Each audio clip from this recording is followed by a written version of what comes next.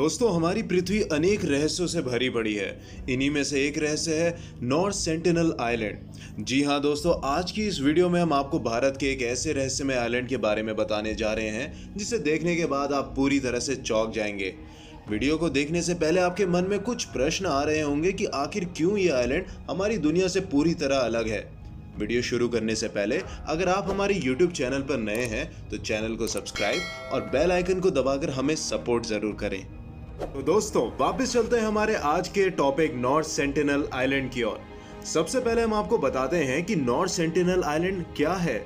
North sentinel island Bengal की खाड़ी में स्थित अंडमान द्वीप का एक द्वीप है। यानी वैसे तो यह भारत का एक हिस्सा ही है, लेकिन यहाँ पर रहने वाले लोगों को यह बात नहीं पता कि भारत क्या है और भारत में किस तरह के लोग रहते हैं, और ना ही इन लोगों को हमारी दुनिया के बारे में पता है। इन लोगों के लिए सिर्फ इनका 60 वर्गीय किलोमीटर का द्वीप ही पूरी दुनिया है।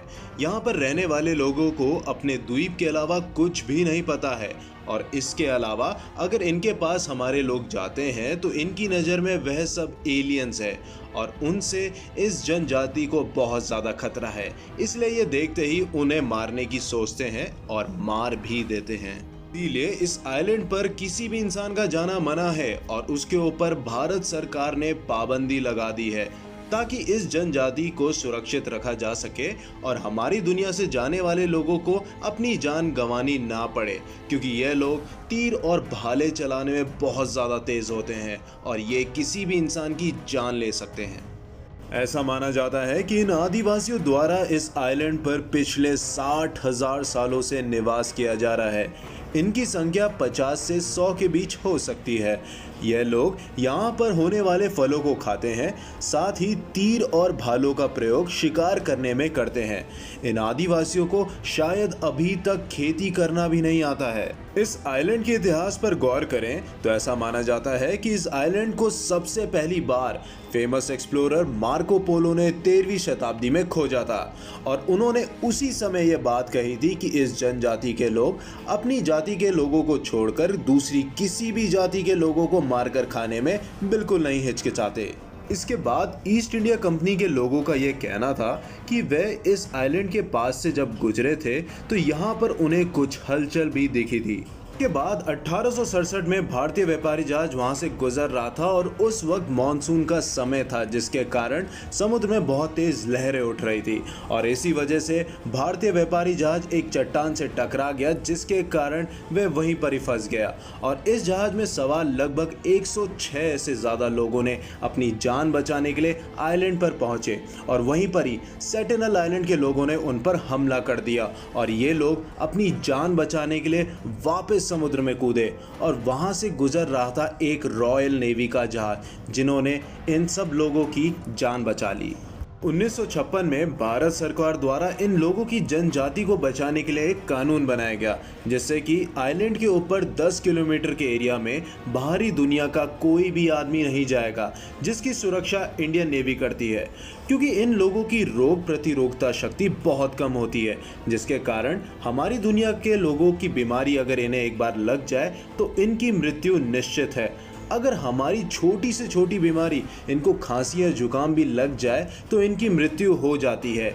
इसलिए इस जनजाति को लुप्त होने से बचाने के लिए भारत सरकार द्वारा 1956 में कानून बनाया गया।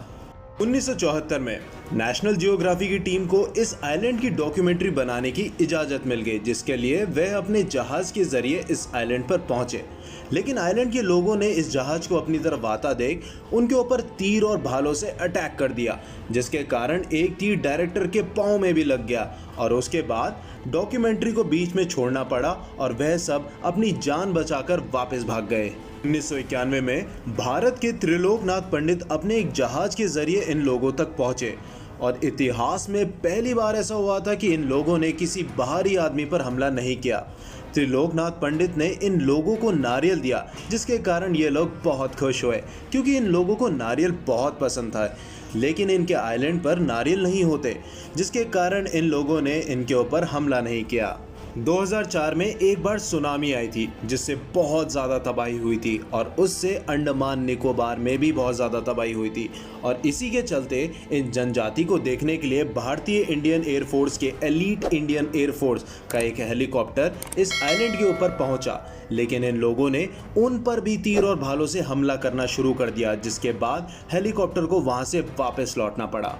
नवंबर 2018 में एक और नई घटना सामने आई जिसमें एक अमेरिकी टूरिस्टर जॉन एलन चाओ की इन लोगों ने तीर और भाले से हत्या कर दी।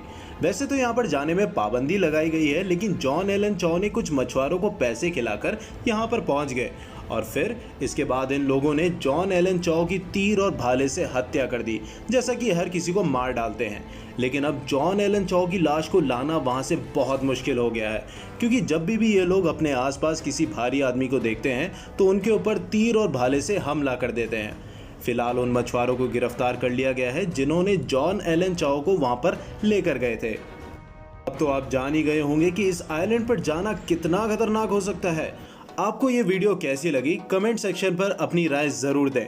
वीडियो को लाइक और शेयर करना बिल्कुल ना भूलें और हमारे YouTube चैनल को सब्सक्राइब कर हमें सपोर्ट करें। आपको मिलेंगे अब अगली वीडियो में, तब तक के लिए जय हिंद दोस्तों।